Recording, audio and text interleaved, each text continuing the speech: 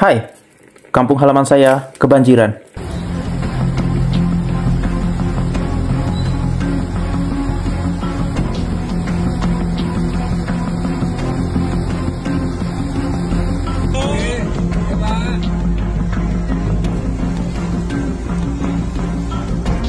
bukan pertama kali Kediri dilanda banjir. Selama bulan Desember ini saja sudah lebih dari 3 kali saya mendapat kabar tentang terjadinya banjir di Kediri, di wilayah dan tanggal yang berbeda.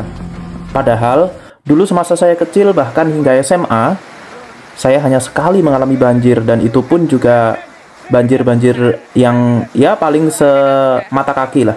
Peningkatan frekuensi kejadian banjir di Kediri ini kian meningkat, apalagi di Kediri bagian utara, ketika ada Bandara Doho yang dibangun di atas bukit. Saya akan membahas kaitan itu dengan kejadian banjir di konten lainnya ya, bukan di sini. Kali ini saya akan khusus membahas banjir yang terjadi pada 31 Desember 2024, hari terakhir di tahun ini, di Desa Cerme, Kecamatan Grogol, Kabupaten Kediri. Sebuah desa yang berada di Kediri bagian utara yang bersebelahan dengan Nganjuk. Menurut keterangan Bayu Mugiono, warga Desa Cerme, hujan sempat terjadi di Cerme namun hanya beberapa menit saja. Tadi mulai sekitar kisaran jam 3 sore lah. Pada saat kejadian terpantau debit air sungai meningkat secara tiba-tiba beberapa jam sebelum kejadian banjir tersebut. Diduga telah terjadi hujan di kawasan Gunung Wilis beberapa jam sebelumnya.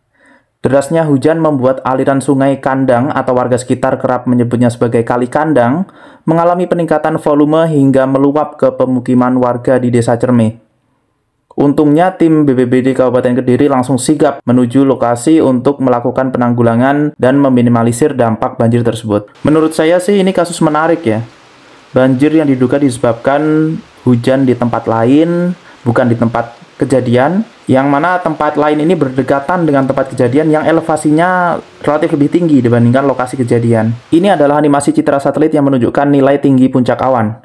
Warna hijau stabilo hingga oranye keputih-putihan menunjukkan area adanya awan. Lokasi kejadian ada di sini. Jika menurut keterangan warga, hujan terjadi tepat jam 15.00 waktu Indonesia bagian Barat atau 08.00 UTC. Ternyata, awan yang cukup tebal yang ditandai dengan suhu puncak lebih rendah dari minus 40 derajat Celcius memang teramati terbentuk di lokasi. Ukurannya memang cukup kecil dan bergerak ke arah barat dengan cukup cepat. Setengah jam berikutnya ada perluasan awan dari arah timur menuju lokasi kejadian yang menyebabkan hujan intensitas ringan hingga sedang yang merata terjadi di wilayah Kediri. Mari kita periksa data curah hujannya. Ya, meskipun ini akan selalu lebih rendah dari nyatanya di lapangan karena ini adalah data satelit, setidaknya kita bisa mendeteksi jam berapa kira-kira hujan mulai terjadi di lokasi kejadian. Oke, kita akan mulai dengan data hujan di wilayah Gunung Wilis. Hujan terjadi hingga mencapai intensitas hampir 1,31 mm per jam.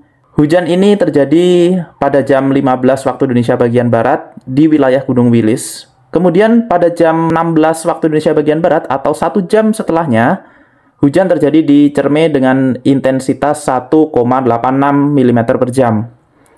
Jeda waktu ini menunjukkan bahwa ada indikasi dampak dari hujan kawasan kaki Gunung Wilis ini menyebabkan banjir di Desa Cerme. Kali ini kita lihat untuk kondisi topografi ataupun juga terkait dengan daerah aliran sungai ya di wilayah Cerme, Grogol, Kediri. Di sini kita ada data elevasi, kemudian populasi, dan ini sebetulnya ada data daerah aliran sungai, cuman karena ini data global jadi resolusinya cukup kasar dan tidak cukup presisi gitu ya. Jadi saya tidak akan tampilkan untuk data sungai. Ada data populasi juga di sini. Nah, kita mulai dari data elevasi. Apa yang bisa kita lihat dari data elevasi gitu? Nah, ini sebetulnya menarik nih. Lokasi kejadian itu di area sekitar biru, tidak persis di biru tapi di sekitar biru karena ini biru ini adalah titik Balai Desa Cerme. Sedangkan yang hitam ini adalah titik dam atau apa ya, dam ya. pintu air di Kali Kandang yang ditengarai sebagai penyebab banjir di Desa Cerme. Kalau di sini dilihat bahwa di sebelah barat Desa Cerme ini ada daerah dataran tinggi. Ini bisa dilihat di legendnya ya. Daerah dataran tinggi yang ini merupakan area dari Gunung Wilis. Jadi ini di sebelah barat Desa Cerme ada Gunung Wilis. Airnya ini ketika terjadi hujan di puncak ataupun di daerah dataran tinggi ini, dia airnya akan mengalir ke arah Desa Cerme ini, yang mengalirnya itu melalui sungai ini. Nah ini, melalui daerah aliran sungai ini. Dia mengalir ke sini, kemudian melalui Kali Kandang ini namanya. Daerah Cerme ini memang cukup dekat dengan daerah aliran sungai, gitu. Kemudian yang jadi pertanyaan berikutnya, kenapa daerah Cerme gitu?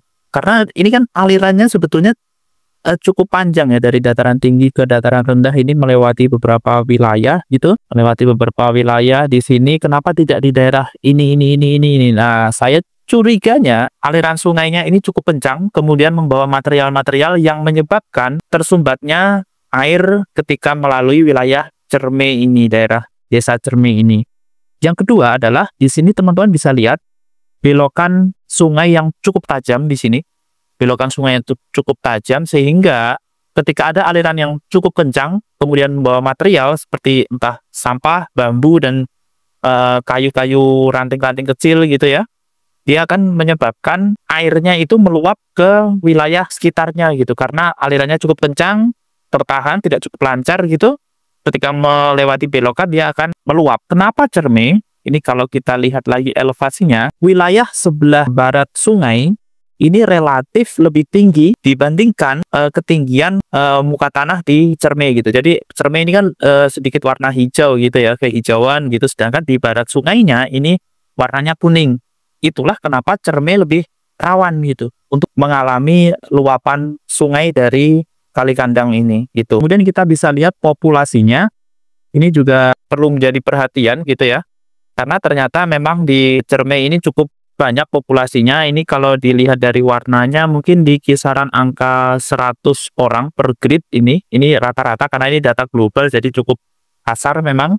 Tapi setidaknya ini bisa memberi gambaran bahwa di area Desa Cerme ini tepat sekali di wilayah yang di situ padat penduduk. Tadi ada belokan sungai juga yang cukup dekat dengan area padat penduduk ini. Nah ini daerah padat penduduknya ini cukup dekat dengan daerah meander atau daerah belokan sungai yang tajam ini. Ketika ini terhambat, entah itu di dam airnya, dam sungainya ini yang airnya terhambat, atau di belokannya ini, otomatis di daerah sini dia akan tergenang gitu ya.